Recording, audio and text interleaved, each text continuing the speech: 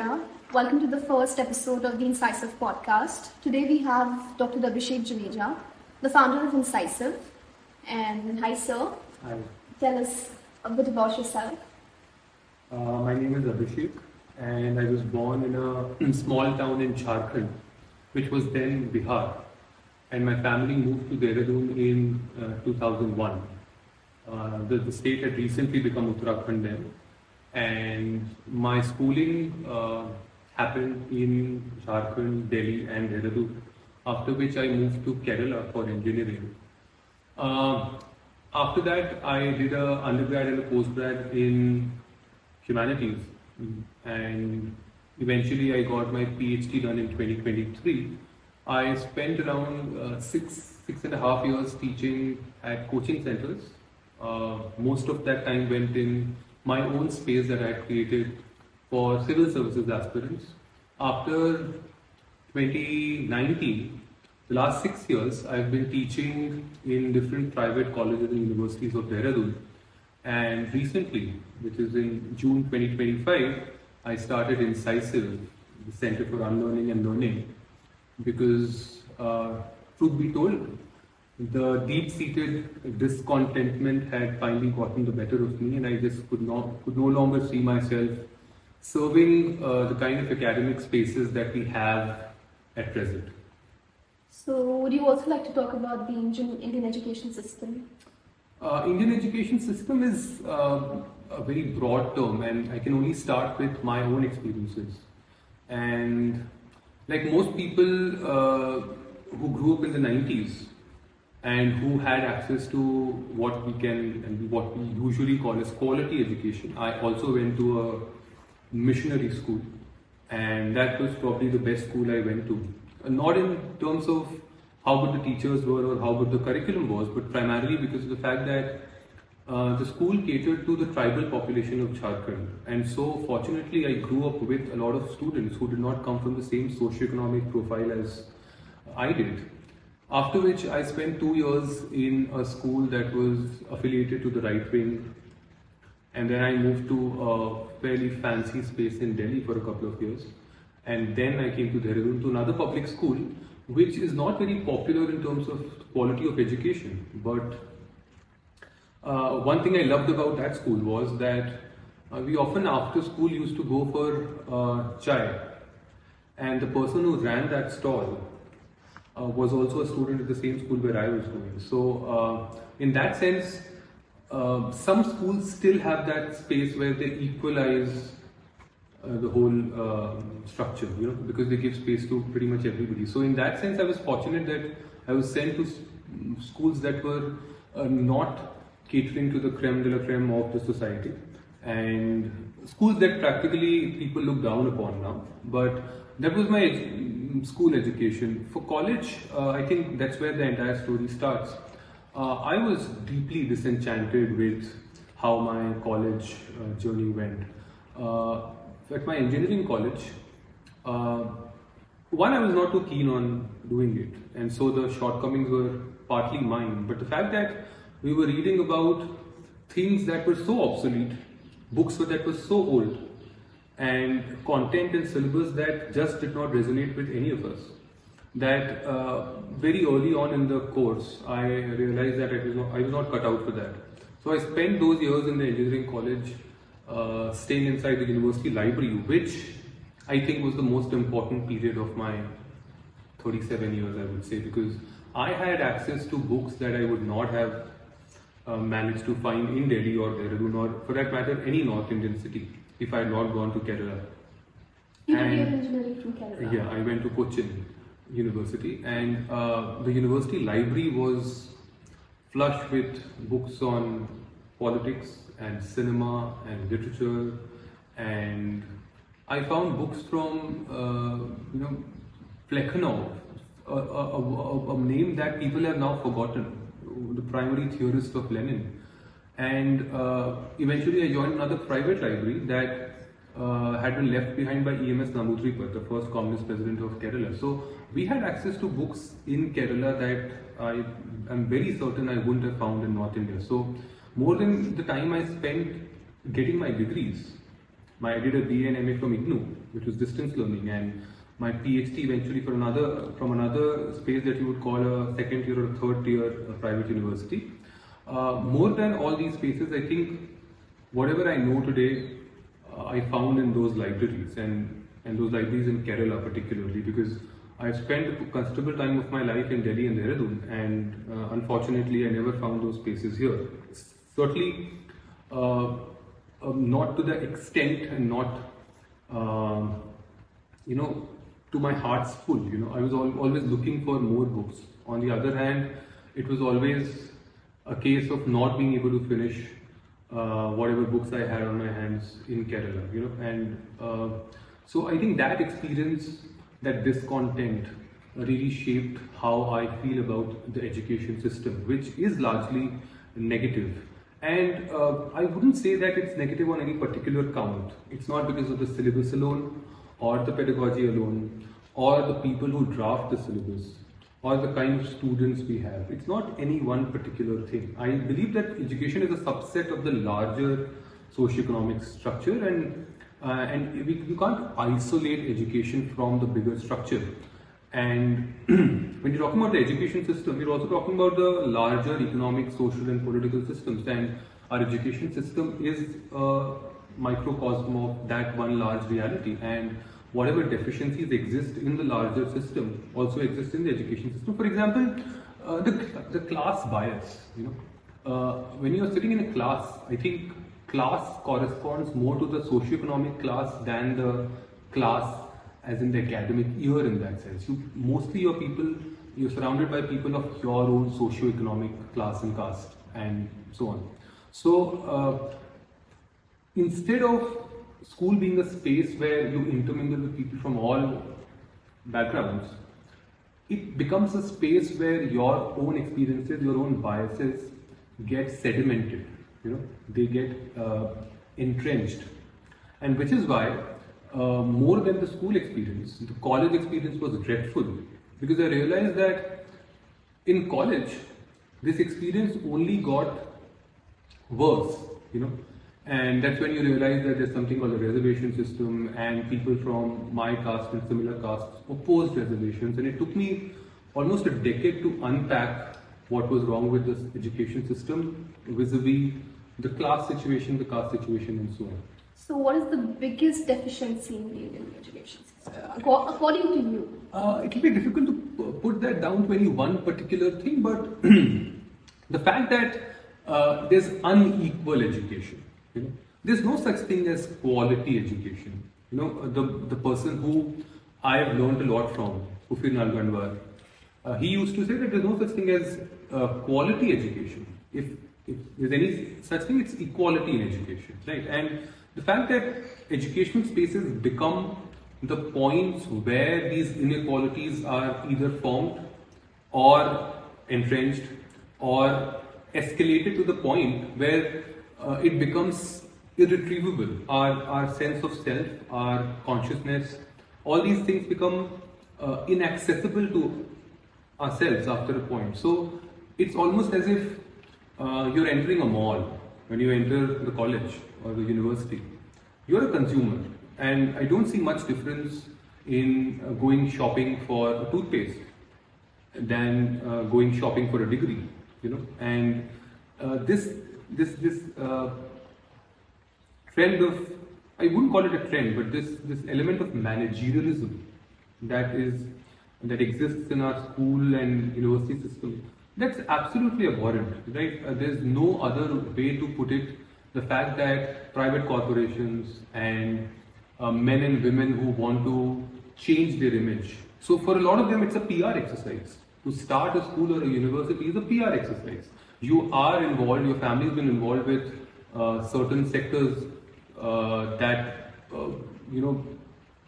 you are under the radar of the police or the tax department. So you want to start a school or a college so that you can just, it's a makeup, it's a makeover. So what do you have to say about the biggest producers of doctors and engineers and entrepreneurs in the country, the IIMs, the IITs and the AIMS, Like I said, the fact that we can take out these names from a very large set of universities. Of course, every university has its own. Every country has its own shortcomings. There's the Ivy League, and there's the Oxbridge in UK and the Ecole in France.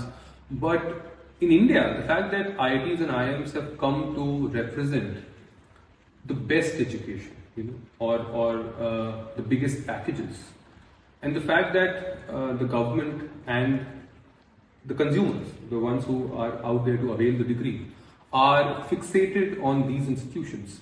That speaks for itself. The fact that IITs and IIMs at the end of the day are just the best products available in the market, no better.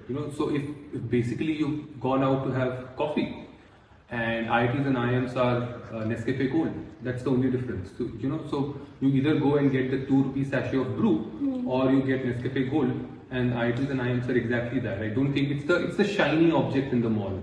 No better. In terms of what they've done for the Indian society, in terms of whether or not they've changed the larger socioeconomic situation of the country, I think they're no more important than flashy, attractive objects that you buy in malls.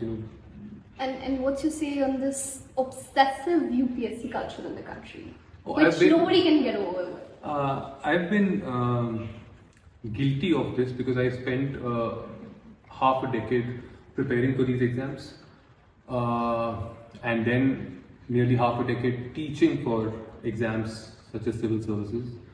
And by the end of my journey, it almost became a case of me trying to convince my students to not appear for these exams, honestly, because I by the end of it, I probably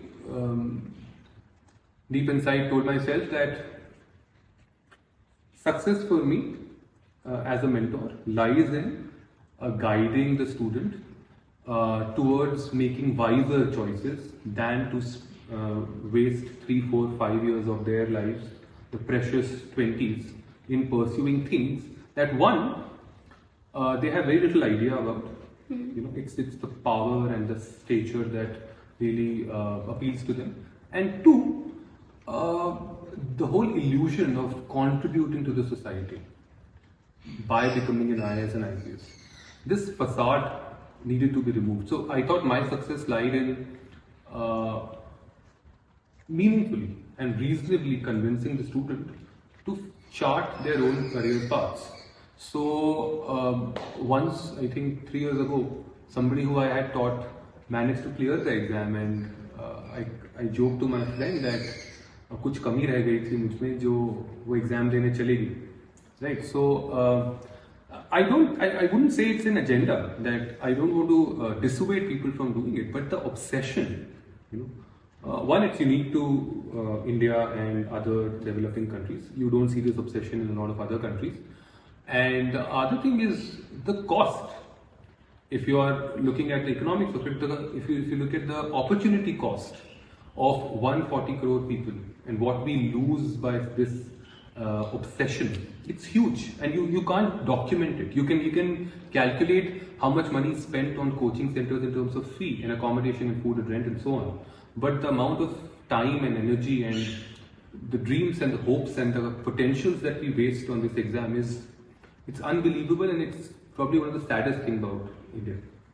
So what changed your mind when you yourself you did appear for UPSC exams, right? So what changed your mind? Like most of other people, I would say that UPSC often becomes a redemption arc, Yeah. So if you've evaluated yourself from the point of view of the society, and the world's convinced you that you're not doing well in life, yeah, and that you've wasted your potential, you were very bright in school and then you lost your path, and UPSC looks like this one magic ring. Once you've found it, you've managed to redeem yourself, so it was more atonement than anything else, and I know for a fact that this is true for a lot of other people as well, that they want to do this to atone for all their past sins, but that's only as far as this can take you, because if you're not really into this, eventually you will get disenchanted, and I did. In fact, even during my last interview,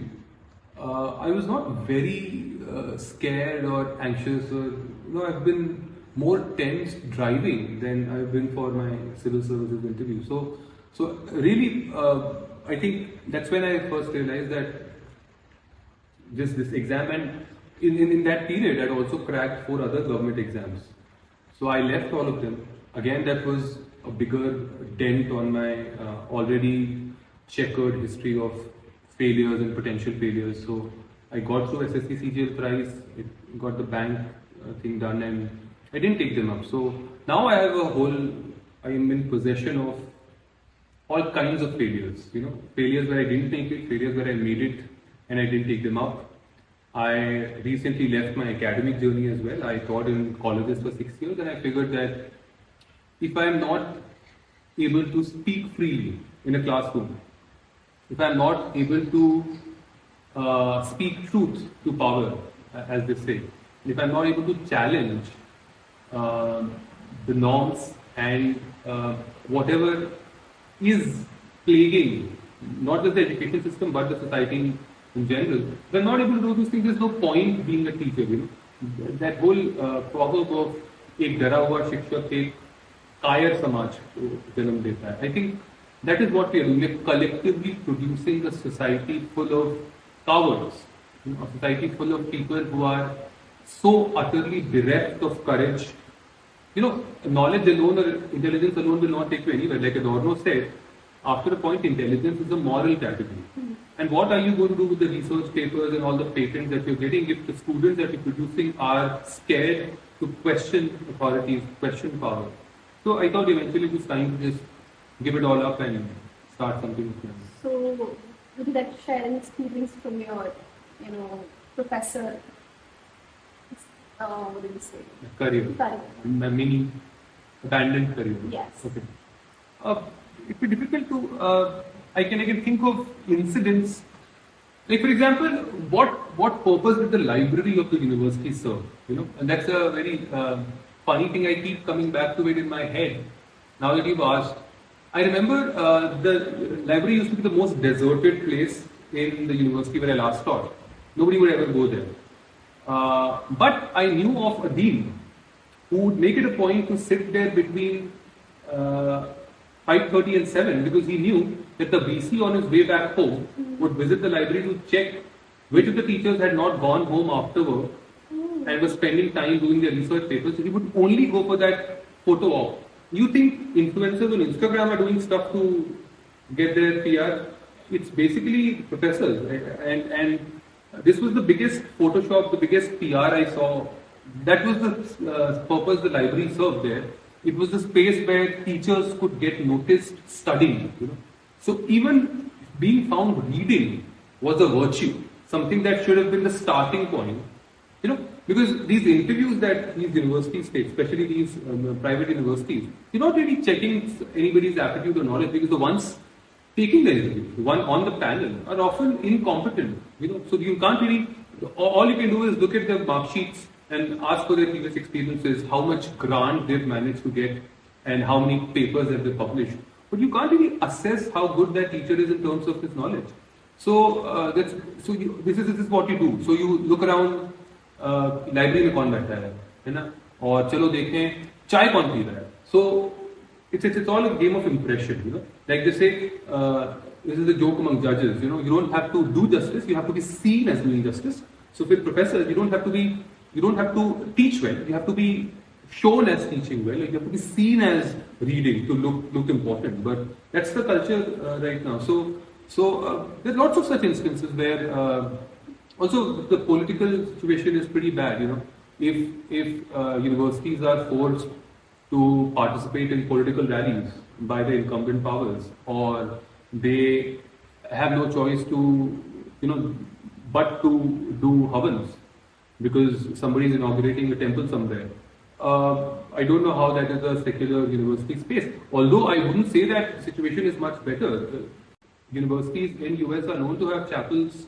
The Ivy League universities also have chapels. So it's not as if India is the only country where this is happening, but it's certainly regressing. From the time where I grew up, a lot of things have become worse. Just that the good part is that we're probably more aware of this and more people are talking about this, which is a good thing. But if I had to put the university space in one sentence, I'd call it a graveyard of knowledge. I can't think beyond No, that. so, but what exactly urged you to quit your career as a professor? Oh, beyond a point, I cannot hold my tongue back for too long, and so I don't understand the point of education being apolitical. You know? I have heard this from people in positions of authority. Especially when you were a political science. No, even if I weren't, even if I were teaching botany, Yeah. you know, I can't be disassociated.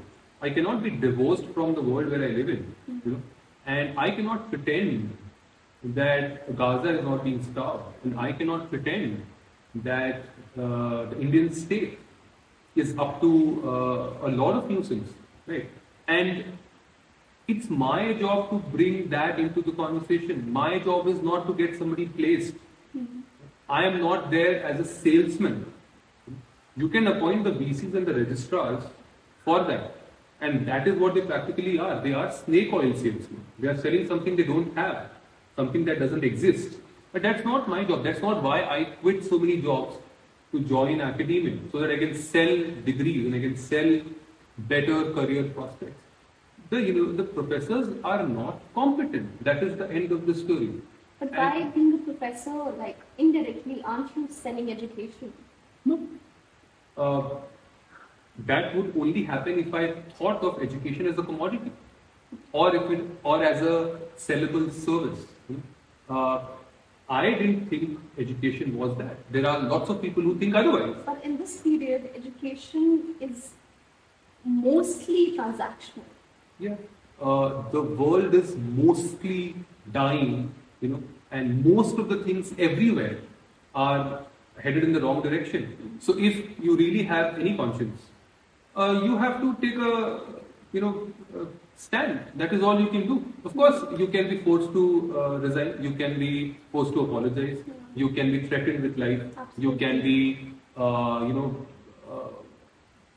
targeted by people in authority, and they can do whatever it takes for them to single me out or single anybody out. So, what do you have to say about the Ashoka incident? The cancel culture. Cancel culture, the whole problem is much bigger than what happened in Ashoka, you know. Yeah. Because cancelling is something that the right wing is doing, Yeah. and so are the liberals. And I've seen even Marxists do it on the internet. You know, you don't like a person, you start cancelling him. You know, feminists do it all the time. I've seen leftists do that to right wing people. That's not progressive politics. Taking up space on internet, on Twitter, on Reddit, cancelling somebody. You know, we've all come to a point of politics where all politics is about discourse. Yeah. Everything's discursively managed, and everything's managed. Well, it should be about dissent. No, it's not. It should be about dissent. It's not a binary between discourse and dissent. It's about politics on the ground, politics of matter, politics of material, politics of resources. You know, you don't want to address the resource crunch, the resource inequity. So the discourse is an interesting place where people from all hues, the right wing, the left wing, the centrists, the thisists and thatists, they can all converge, have long. So basically, the drawing room has basically reached Twitter, you know, and those conversations that would otherwise happen among backbenchers and in the drawing room is now happening on Twitter, and that's where they're cancelling each other. Just that it's being broadcast live. Some people are on steroids, like on Twitter, and some people are more sedated, like on Instagram. But they're all selling drugs, and if there's no difference between what educators are doing in universities and what influencers are doing on Twitter and social media, there's no point of carrying on with all this, right? I might as well then just, take a sofa, go on the road and put a placard saying, selling maths $20 an hour. There's no difference between a university and that, practically. So, can you tell us more about Incisive and what really got inside you the idea behind this? So I wouldn't say Incisive came from these incidents alone. I've wanted to do this for a very long time, primarily for two reasons. And I'm not angry when I think of Incisive, and it's not coming from a place of anger or hatred. It comes from a place of genuinely very deeply felt crisis It's a personal crisis, but it's also a crisis everywhere else. I want science and humanities to correspond with each other. I hate the fact that students of humanities and social science dread physics and maths. And I hate the fact that the techies, the doctors or the managers, they think lowly of humanities and social science. Some of them don't understand the basics of politics and sociology, but everybody has an opinion. So the fact that there's no space for dialogue, you can't challenge this by only allowing students to take biology and history in school, because your larger approach is problematic. Yeah. Just allowing people to study different things doesn't automatically put them in a framework where they're able to appreciate and make those things talk. Biology will not speak to history just because they are attending biology and history lectures, because the entire system is very disciplined and job oriented. We can't really move ahead. So one reason for starting Incisive was to somehow make a space where we can do sciences and the humanities and social sciences together in a class that has students from all backgrounds and all ages. The second was to make theory and practice correspond more meaningfully. By meaningfully I mean not the cliche that we hear in universities that, we need more practical exposure, let's take them to deep immersion programs and to picnics and treks and industrial visits. That's not practice. That's a very limited kind of exposure, and they're all box ticking exercises. What I really mean by practice and theory corresponding is where you learn to derive the relationship between practice and theory. And it's become quite, what do you call it? It's become quite fancy now to say that theory is boring and theory is useless and what have I done with so much theory? If you've not been able to do too much with theory, then you probably didn't either understand theory or really appreciate in the ways it had to be. And you can't make a social work out of every discipline. When you say that everything needs to be practical, let's have labs for everything. Let's have a history lab, a psychology lab, an economics lab. If that was the whole point of education, then people who are on the streets every day, all the time, in factories, they are exposed to practical knowledge all the time. They are working with their hands. Let's say you go on an industrial visit, right? It's a pharmaceutical factory. And these are MBA kids who don't know jack shit about anything, like most MBA students. They go and visit a factory, right? And they see people working on different machines or different systems. This is an operations batch. Now, people who are running that thing are exposed to that every day. So, as far as the practice is concerned, they are the masters, right? Can they change anything substantially by that exposure alone? They can't. No. Because they don't have a theoretical framework for it. No. Just because you can operate the lathe machine doesn't mean you understand the theory behind cutting, the theory behind incision, the theory behind metals, or how physical force works. So how are you changing that in Incisive? Changing will be too big. In the sense, has Incisive been engineered by you to break through this restrictive approach towards education in India? I would want to, but it's only early days, and to think that I've managed to even make a framework will be too ambitious. I do want to teach things where it becomes important for the student to know about the environment, the physical environment in which Babur thrived. For it to be to become as important as the landscape of, let's say, terrain, or let's say Panipat. So when I'm talking about the Battle of Panipat, I don't want to look at Panipat as the scene of war. I want to understand other things about Panipat. I don't know about the society of Panipat or the society of Delhi and its surroundings when this is happening. So I find it to be a very limited approach to education, where you're looking at any discipline from that discipline alone. Interdisciplinarity and transdisciplinarity are not buzzwords alone. After a point, it's not possible to extend the boundaries of knowledge if you're not tackling it from different perspectives. So these are not buzzwords. They are a compulsion after a point. To do anything useful, you have to break those boundaries. Of course, first make the boundaries and then break those boundaries. So being an educator is incisive. How is it different from being a professor at a typical university? One, I get to make my own curriculum. Okay. And two, I don't have to deal with bureaucratic interference. I don't have to do the mind-numbing work that administrators would ask us to. I'm not filling Excel sheets every day. I'm not making stupid PowerPoint presentations. And how is it academically and intellectually different? Oh, the whole world is my syllabus now. You know, it becomes silly if I say that we're teaching life. You can't really teach such things. But now, if I have to learn about space, I'm going to watch a video of Carl Sagan, right? If I have to understand some theory, I will watch the expert on that subject speak to me on YouTube. There's no better place than YouTube.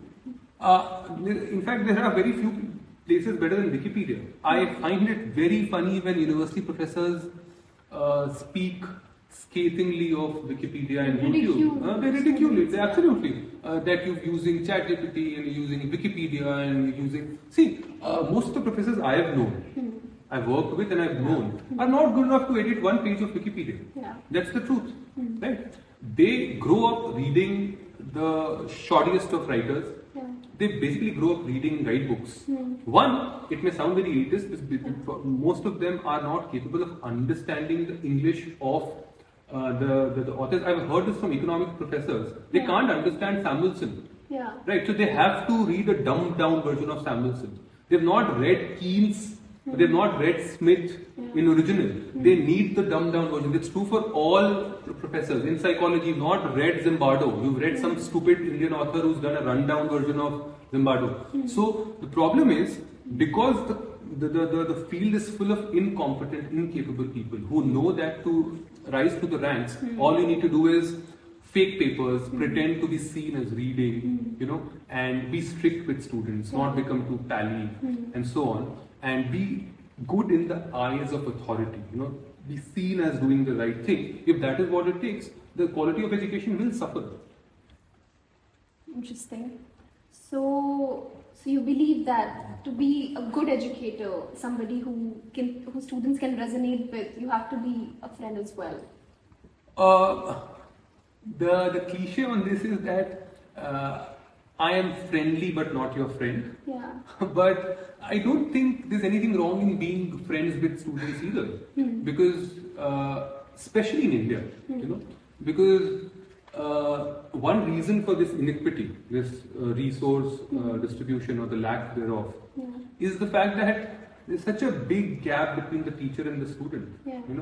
This hierarchy. The Gurukul.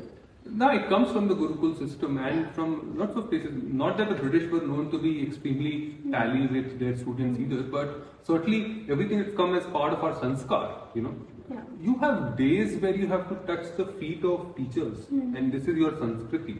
I don't find anything wrong with touching the feet, but if that puts that man on a pedestal, you've made that person sacred. Yeah.